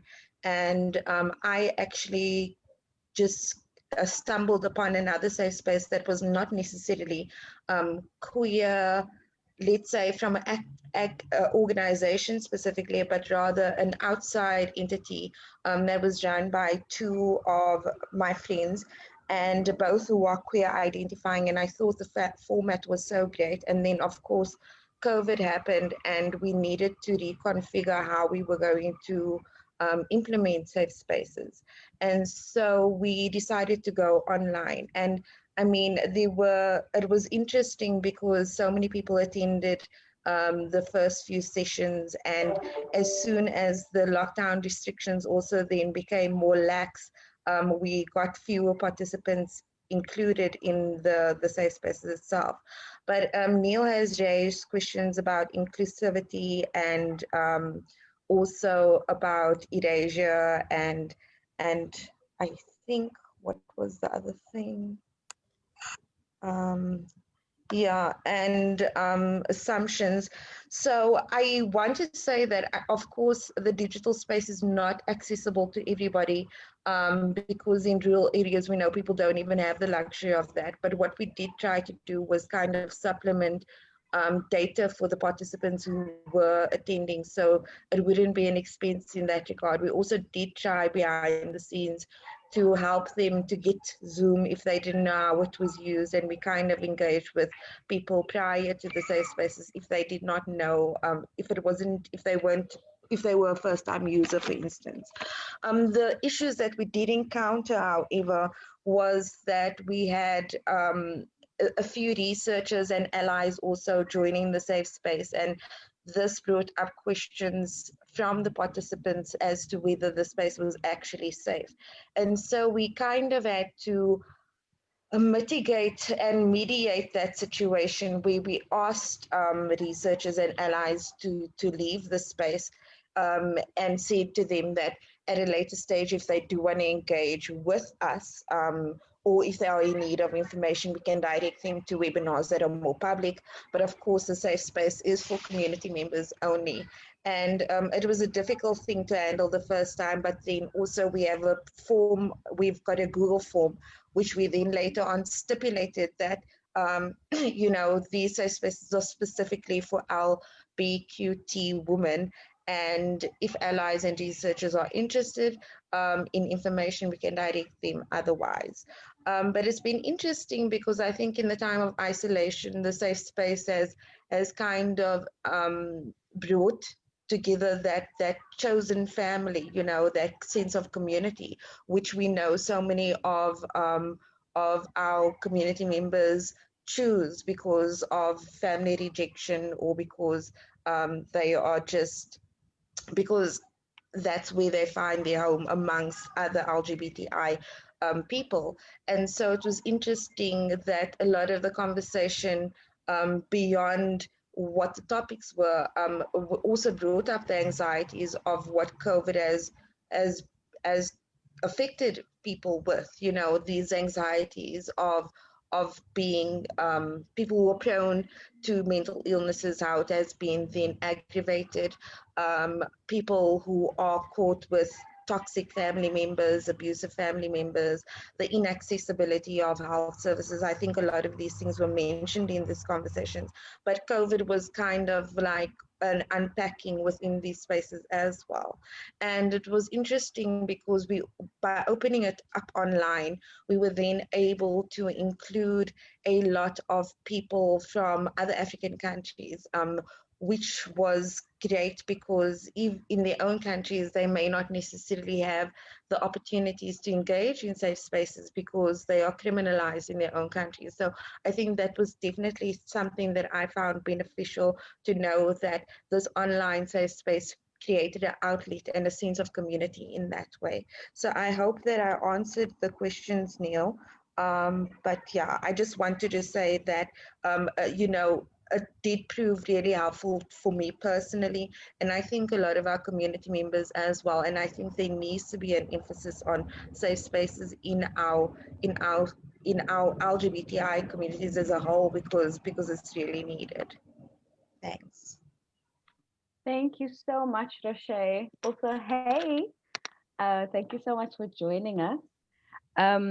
If I may just also note, just before Offense makes their contribution, is just drawing on the reflection that Roche just made around COVID has really given us or forced us to reflect on the ways that we organize as organizations and people working within organizing spaces around accessibility, around exclusion, inclusion, erasure.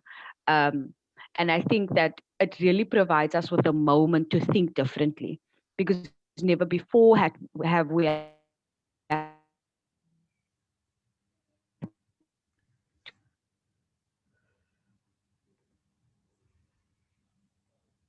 So it seems like Xena's having work something. in these ways. I mean, even with the Queer Feminist Film Festival for so long, to not only make space in communities available to be in community, but also to center the narratives online that are not being centered. So thank you so much for that reflection, Rashay. I think that you captured a lot of what people have been saying on this conversation. Offense, if you are ready, you can absolutely pose your question now. Oh, hi to the house, and thank you for the platform. I'm very grateful for it.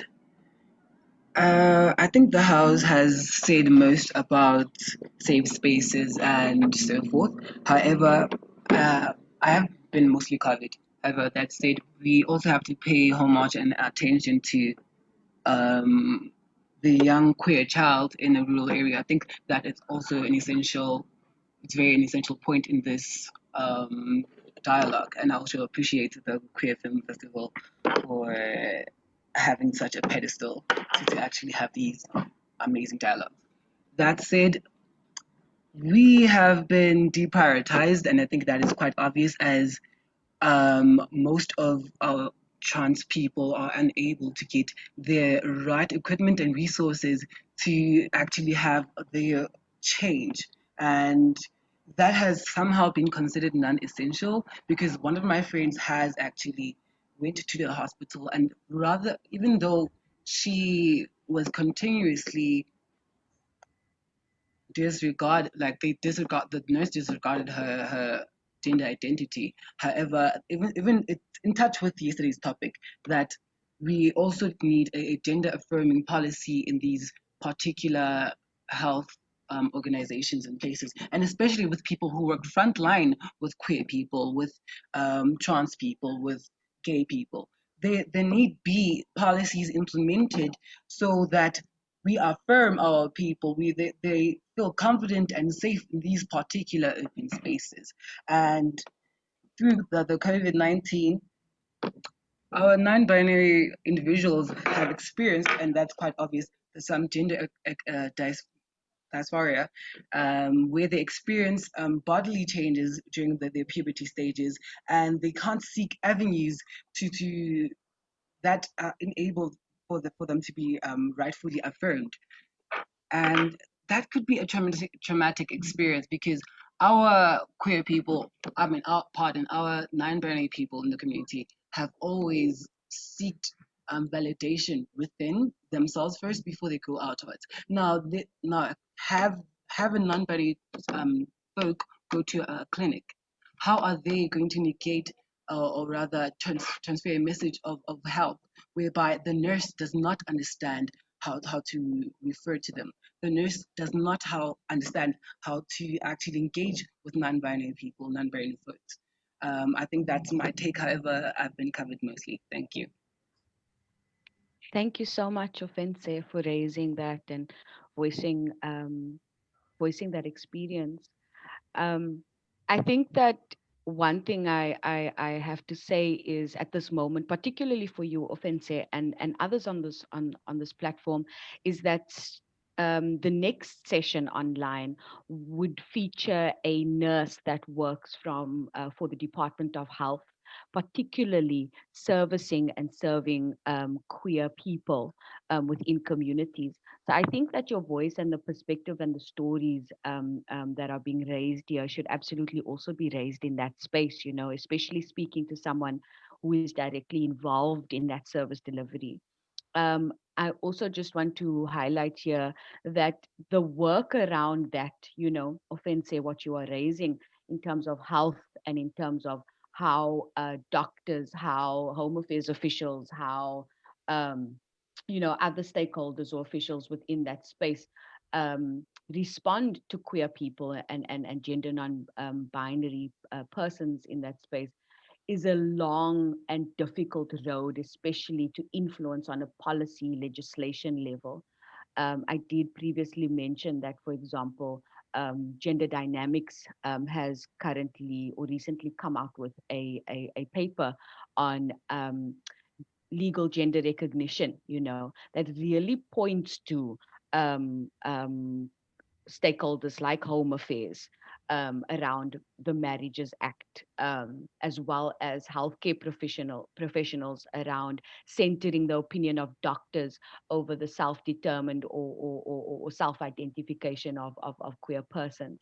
And so I think that absolutely there's definitely work being done historically and currently around pushing that envelope. But it is a difficult road, and does take time and does take resourcing, But thank you so much for raising that. If there are any other questions or comments at this point, if people can just, make us aware of that before we go into the screening and then close this platform off. Could I just add one thing? It's Sharon here. Go ahead, Sharon. Thank you. The other thing that long ago, so it seems obscure now to raise it, but is the unhoused people and how at risk they are. And I think that's something that we will be seeing, and how ruthless the city of Cape Town was in the handling of particularly unhoused people and sex workers. Of course, we predominantly work with LGBTI sex workers, mainly trans women. How ruthless the handling of that was, how people, even within our sector, responded to one another in really harsh ways. And I know it's maybe not, brilliant to raise it, but I'm going to, because I think we can be very cruel with one another too, in the way that we raise these things without stopping and giving a bit of thought to what it takes to actually continue to do the work alongside people during this time.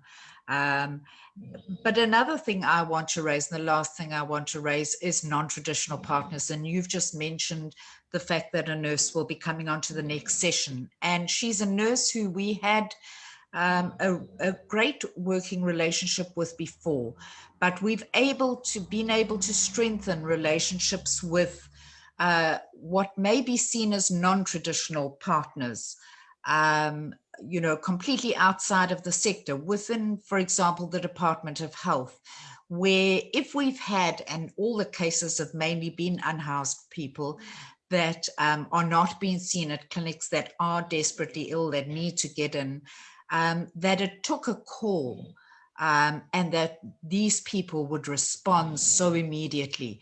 And so I want to acknowledge on behalf of us, Sister Judy Renape, who I think will be coming up, and also Sister Yvette Andrews from the City of Cape Town, the Department of Health, because I think it's contacts like that, connections like that, that really made a great difference in our lives.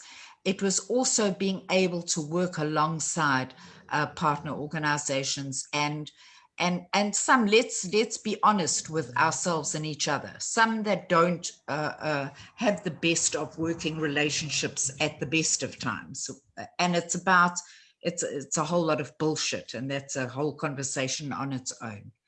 But I think it's pertinent for us, especially at this time when there is a bit of a lull and we're beginning to think that this is over, that it is far from over. I just want to tell you right now has come through from the Department of Health in the Western Cape, a 73% increase in new COVID cases in the last 5 days and 28% in new COVID deaths in the last 5 days. Our work is far from finished. Just because we're on level 1 now, God help us, because I can't do without cigarettes, but we are far from this being over. I think all of us know that there's going to be a resurgence. But let us be kind and gentle with each other. We've also tried to create economies of cares and feminist networks with smaller organizations in terms of being able to be there for one another, to share the resources that we have with one another. And that's what it's about at the end of the day, because the truth of the matter is, and this is the truth of the matter, we don't like hierarchies of pain and suffering and pain Olympics, as Elspeth calls it, and I fully agree. But those that are unhoused, those whose profession is sex work, those who are living in rough conditions where the city actually shut off water, which didn't allow for people to take medication, those who were suffering with severe comorbidities, and people were saying, but isn't there somewhere closer that people can be moved to if they're unwell and need care? And, you know, I heard loud and clear what Connie said, and it's so true. Those are families of choice. Those are logical families. But when somebody is needing care, where do those people go to? We've heard about how insufficient shelters are at the best of times, never mind COVID. It has been highly problematic. As Connie said, she took her own stuff. This has been true for us as well. And sadly, we've had deaths where we were. These people have been the most ill of people. These people had no dignity in life. Let there be dignity in death. Connie spoke earlier, and it really resonated with me, about Mia, who is buried as a pauper. That's how it's still framed. That you don't have any remains. There's no dignity in it. And maybe this is not a very nice thing to do. And I know if Elspeth's on the line, she's going to be cringing. At the end of the day, this is what comes back to you. A box with somebody's ashes in it. Somebody who's lived 35 years on this earth. This is how it comes back. Who and how many, and Xena touched on religious organizations, cared about that person in their living? We need to care about people when they're still alive and not idealize and romanticize death in their dying. Although these things, I agree with Patsy, need highlighting, desperately need highlighting. But let us stop and consider what this pandemic has actually done. That all it's done is highlighted where the gaps, the severe gaps in the system were all the time. And I want to thank every single person on this call and this panel for the tireless work that has been done in helping to keep people alive to the best of our abilities with what we have. Thank you. Oh, Sharon, thank you so much. Thank you so much for that. I think that you've touched on, you've literally summarized and also honored this entire conversation in what you've just raised and what you've just said. I think just drawing on what you've highlighted around homelessness and the city's response, you know, speaking from a place of, for example, the We See You collective, where there were people within our group that are trans persons, that are queer persons, that are sex workers, and that are homeless, you know, and the ways in which the city and the state has not responded to that. And what is central in that is the element or the concept of dignity, and that this often gets overlooked. I do think that it's amazing that you've managed, or that you are able to kind of express this in such a beautiful way, and also just highlight the ways in which internally within the sector and within organizations, that there needs to be a way of moving that is much more collaborative, and that also recognizes the violence or the lack of being able to collaborate internally.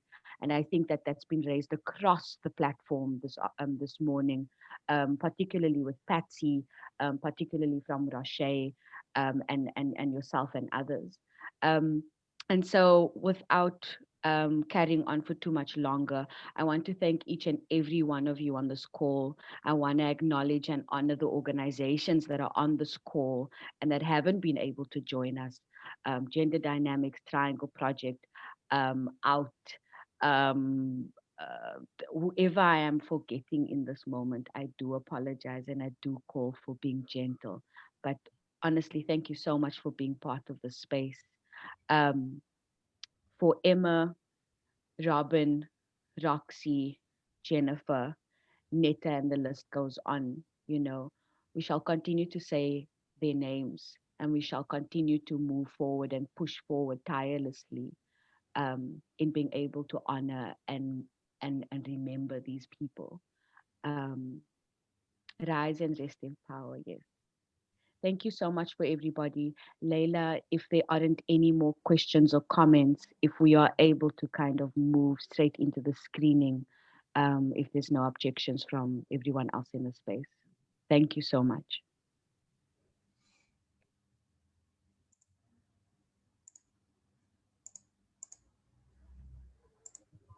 Thank you so much, Xena. Thank you, Constance. Irrespective of I'm a transgender sex worker, irrespective of I'm homeless, my rights is my rights. As a South African citizen and as a transgender woman. Even though it's a broken building, if government can only offer us that, only for this COVID-19 outthing, we will gladly appreciate it. And I mean, it's not only Cape Town, the CBD or Woodstock that is homeless transgenders and trans sex workers, because I know from Cape Town until Paul Wellington, I mean, it's over 200 trans people that's living on the streets. How come government can't? I wish I can just have, even though it's a broken building, just a safe space that we can say, no, this is a space for us. And we can feel safe. We can only a safe space make for trans people.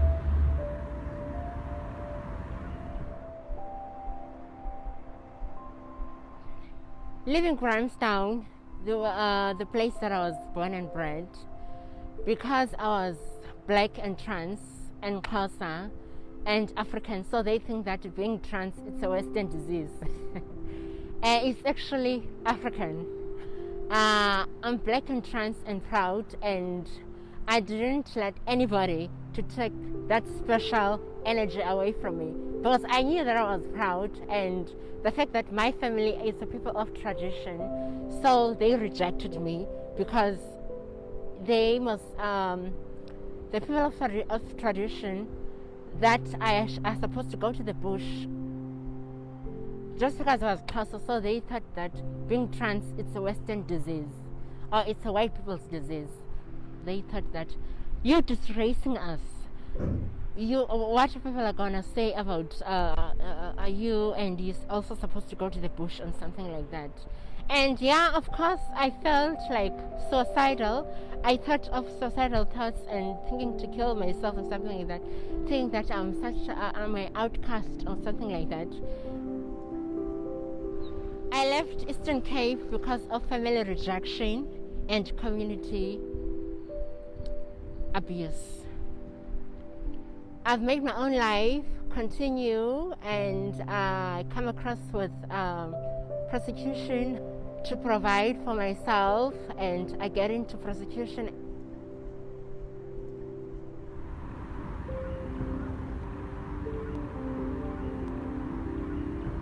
When I matriculated in 2005, 1 year at the age of 19, I didn't feel comfortable of being a male, because I want to be a woman, and because I'm from a Muslim background, my family didn't accept that. So I just took off 2 days after my birthday, when I turned 19. I packed my stuff and I left. And I left him, I wrote him a letter and I said, this is who I am, this is who I want to be. I can't love somebody that I don't want to be. I want to be a woman. And I took the train from Kraaifontein, don't know where I'm heading, and the train stopped at Cape Town station, and I just got off with my luggages. And in Adley Street, through the Golden Icon, Adley Street, I saw people the same like me, women, trans women. I was sitting there crying lonely, and two of them came and approached of, "Hi, girl, van waar is Jay?" En hulle het my gesien hou, en as verduidelik ek vir hulle, sê hulle vir my, ons is 'n groot familie, jy is welkom.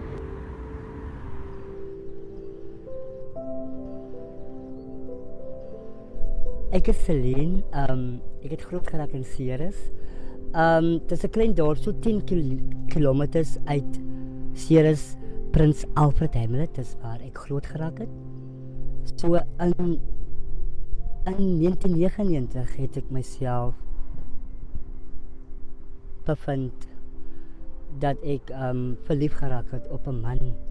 En as 'n trans vrou het ek besluit, dan gaan ek ook maar nou agter die liefde aan. Ek bevind my toe op die pad. Toe ek my oë uitvee, toe sit ek in 'n groep van trans vroue.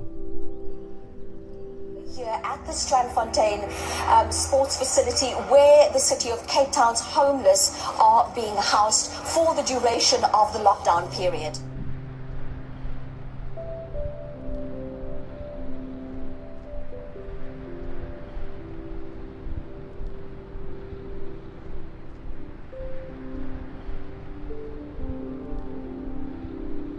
Arriving in Strandfontein, yeah, I thought about myself, about my safety and how I'm gonna,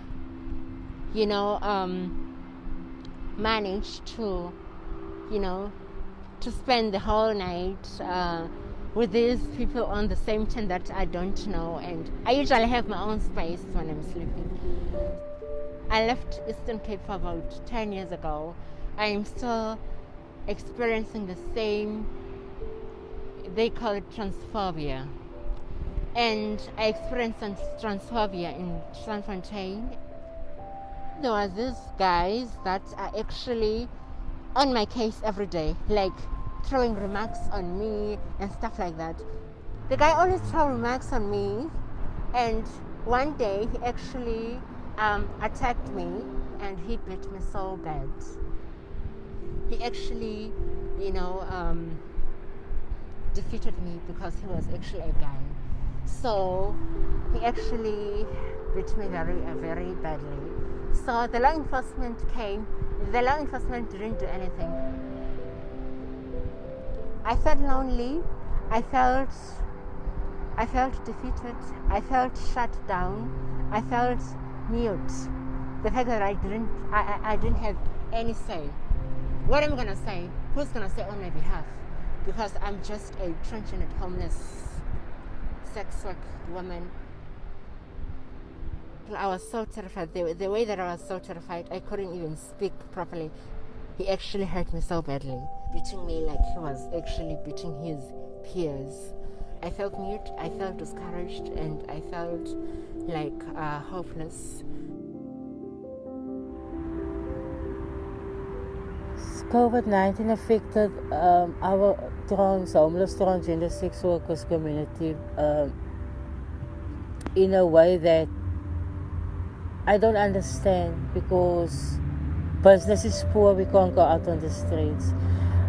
People in the community, they don't feed us. We don't get clients. The only people that we're depending on is SWEET, Sex Worker Education Advocacy Task Force NGO, Gender Dynamics, Triangle, people that deal with the LGBTI community that supports us by feeding us, buying groceries, making sure that we are still safe. Some of my sisters, and it's very tragic and hurtful, because when the lockdown started, we lost one sister already under the bridge. Another sister's been sick now, is in hospital. Was also living under the bridge now for 2 weeks, still in hospital. So we are breaking up I don't know what's going on. I'm praying. I'm asking God what's happening. So it's affected us, and we don't have a safe space. It's very hurtful. And especially when one sister comes to me, Wapchu, only got a piece of bread, and I know I don't have. But then we will sit and we will go scar, we will go hustle, irrespective of whatever. You understand? Sometimes we even do recycling, or because of this COVID-19, just to get some bread. You understand? So for me, it's difficult, and it's also that government don't reach out to us as the trans community, because definitely I don't want to go into the shelter because I'm a transgender woman, I'm a woman. I don't want to be in a male's dorm. So that is where we got rejected. So yeah, government is here for us. It for ons totally. Ek voel ek is 'n mens. Hulle laat vir my voel ek is 'n mens, maar ek is 'n mens en maak my net nog sterker. Die COVID kom, toe verlang ek die woorde wat my ma gesê het. Ek gaan nie altyd daar wees nie. Die COVID het ons almal geskeur. Ons trans women gaan nie die ry gebuk gaan nie. Ons gaan fight. Daar is lig. I'm hoping for once this coronavirus is gone, women like me, so that we can stand up for our own feet and making for our own money. We're sex workers. We're not used to live out of handouts. You know, we work hard for our money.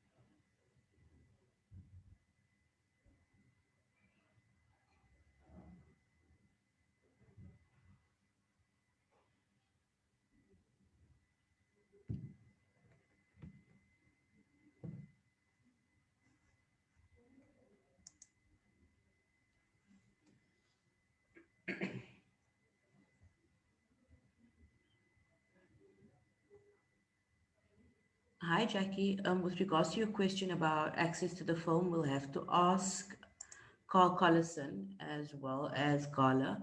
And once we get permission, we can then possibly share it with you.